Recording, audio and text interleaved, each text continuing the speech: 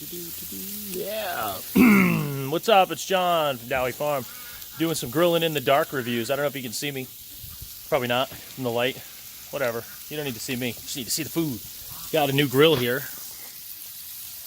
Got a new Char-Broil commercial series infrared, the pollen on it. Infrared grill. Here it is. True infrared. And whatever. We'll see how she goes. We got some... the reason I wanted to do this is because my last Char-Broil over there in the corner was a ball of flames. You know? Ooh, yeah! I'm using this Weber brand. They have their own brands of seasoning. Sriracha seasoning. And here's the deal with grilling, man. You can't be liberal with the... Or you can't be conservative. Politics. You got to be liberal with the seasoning. And don't be scared, man. Don't be scared. Get that stuff on there. And this is a big no-no. You're supposed to do them both. You're supposed to do this off the grill, but I forgot. So be it. So we got to fix it. And you want to season both sides. I did the other side, and then I walked away. And then I was paying attention to whether or not the dog was going to steal it. And then yeah, whatever. Anyway, you don't want to do that technically because you don't want extra salt on your grill. But anyway, it's an infrared grill. And the deal is, you can't really see real well, but let me go get a flashlight. Come with me. In my house that's a mess right now because I've been in the middle of fixing everything. All right, let's see if this flashlight's good. Yes, it is. Hi, Max. Hi, Max. What are we doing, puppy? Are we going to grill? See you later. All right. Underneath, you don't see the flames. See how you don't see the flames? You see a piece of metal. So the whole surface is covered with a piece of metal, stainless steel, probably cheap stainless steel because it is Char-Broil. But and I assembled this grill myself because I really wanted to see what the deal was. And you can get it assembled for free at the Lowe's or wherever the hell you are, wherever you're gonna buy it. But I bought it at Lowe's, I think. Yeah, it was Lowe's. And well, anyway, let me show you. See the okay? Now see the holes there. I already have some that are plugged. I've only used it once. But all I've done is season it. And you can see the flames through the holes. And then this grill sits right on those holes. And the way it's explained on the Char-Broil site is the heat collects evenly underneath the plates, the infrared plates. And then it comes up through those holes evenly on your griddles, whatever.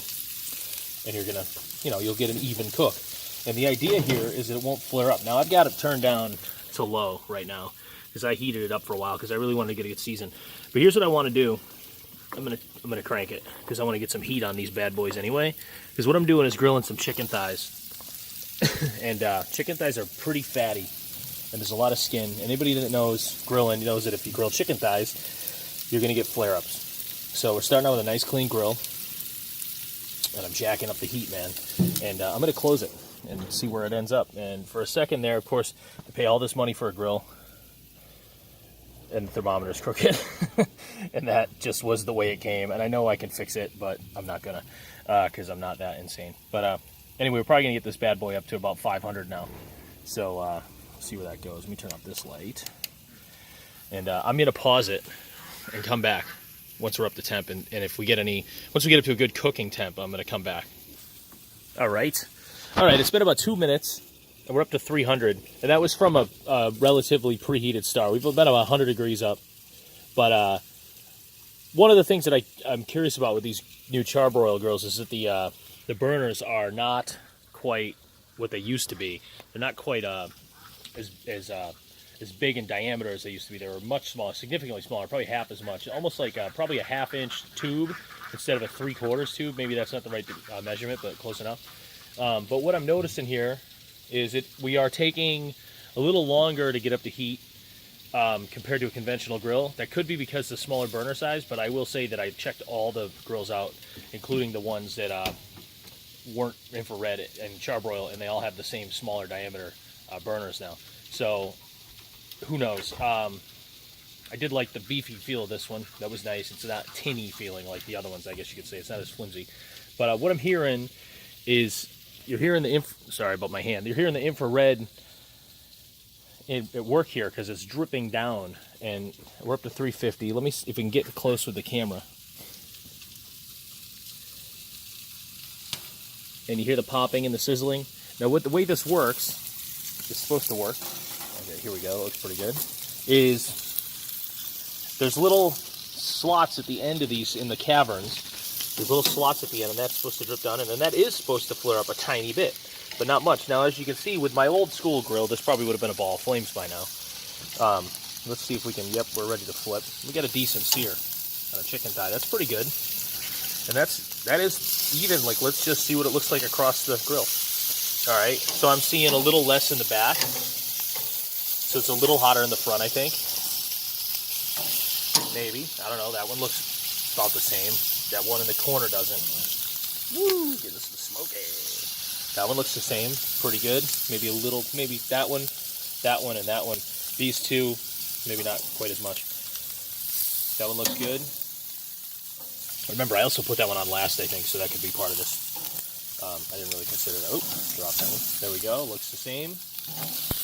Looks the same. And I started on this end when I put them on. So maybe we'll have a little more on this end. But I also have the thing open. But we're getting good sear. Now, technically what they recommend, and this is any grill, when you flip, you want to move to a new piece to get some, these are a couple of breasts down here for the wife. She doesn't like all the fattiness of the thighs there.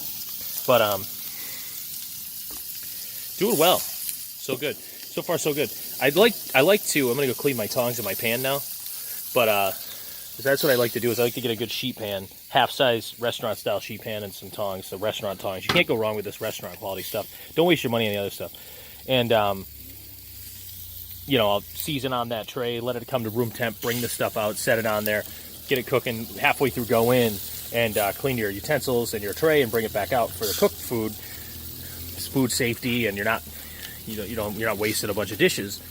But my old grill, I would walk away to wash it, and I'd come back out, and it would just be engulfed in flames, and just the food would be ruined. Just so you know, real quick, too, I just keep this stuff around for seasoning nowadays. It's just so much easier to deal with this. It's $2. Excuse me. It's $2 at Walmart. I used to be a grill cook, so I've done the towel wrapped around the tongs with the grease and just painted on. I've done the paintbrush thing that melts. And I've done the spritz bottle that always plugs. These, why not? For the $2, you just skip all the hassle and the headache. I'm going to close this up, go in and wash my things.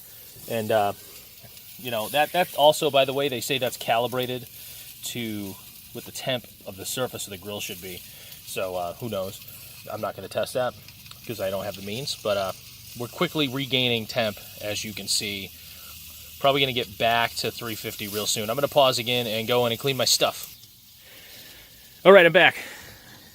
As you can see, I walked away for about 2 minutes, maybe, to wash my stuff. We're almost up to 400. That's pretty good. That's not even 2 minutes. And then check it out. I mean, we're 400. Any conventional grill would be in flames. And we're looking good. Not one flare-up so far. And look at that. Boom. Good stuff, man. Not one grill I've ever worked with would be not in flames by now. And we're looking good. I don't think I'm going to, since I went skin side up, I'm going to leave the skin side down, hopefully, to finish. That one doesn't even want to come up anyway. You know, when you're flipping things on the grill, you want to start to turn, and then if it releases, go ahead. But don't ever force it. So we got a good char on the skin there. That's what you want, especially on a chicken thigh. Great stuff. That one doesn't really want to come up, so we're going to leave it. Especially with these thighs, when you're trying to turn them too soon. Excuse me. Ooh, it does smoke a lot, I'll tell you that. It smokes a little more than a regular grill. So it could be good or it could be bad, however you want to look at it. Look at that. Pretty cool, man. It definitely smokes a little more. And let's see. I'm going to go grab a thermometer. We'll see where we're at. One sec. Okay. Got my thermometer.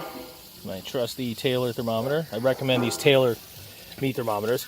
We've dropped down to 350 because I had it open. Woo, yeah, baby. All right. It is definitely smokier, and that's part of the infrared thing where it's 80 degrees out today, where it wants to, it's doing a lot more vaporizing of the fats. So, and that's all flavor. So you're going to plunge into the deepest part. We're going to see where we go to. The only thing I like about these thermometers is I can't get a good angle on it. smoking. Right in the eyeball.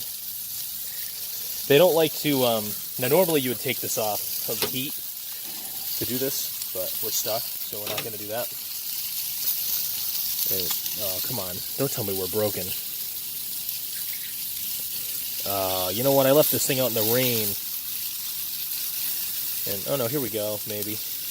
No, it's broken. Damn it. That sucks. I left it in the rain. You can't ever leave these out in the rain. Well, that blows. Let me go see if I have a different one. Hold on one second. All right. I got these old school ones. They suck, but whatever. They just take longer. And, I used to use these as a line cook back in the 90s. It was pretty well calibrated, I think, because it said it was about 81. So it might be up. It might be 5 degrees off, if that. And this is about what I expect, about 120. And anytime you're cooking chicken, you want to go to 165. They weirdly recommend some ridiculous temperature on the package that dries everything out, but I do 165 pretty much everywhere. And we're getting there with this one. Yeah, probably 130. Come on, baby. No, see, I can probably no. She's stuck too. One hand, one set of hands. Yeah, 130. All right, whatever. So we got some time here. So since I have a good char, I'm going to reduce the heat to get me up to, oh yeah, we got a good char there, huh? I'm going to reduce the heat to get me up to temp. There we go. And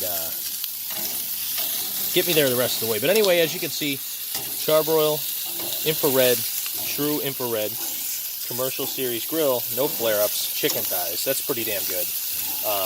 We got some nice char there. And it is searing real well.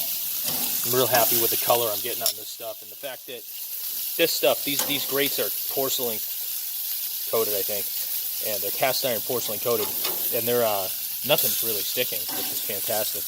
That one's just got a little bit. See, I'm doing the big no-no, but I want to get that turned because it was so dark. All right, anyway, that's where we're at. Thanks for watching, John from Dowie Farm, the Charbroil Infrared, True Infrared Commercial Series, blah blah blah blah. So many words. It's like when I worked at Applebee's and everything was country style. All right, thanks guys. Take it easy.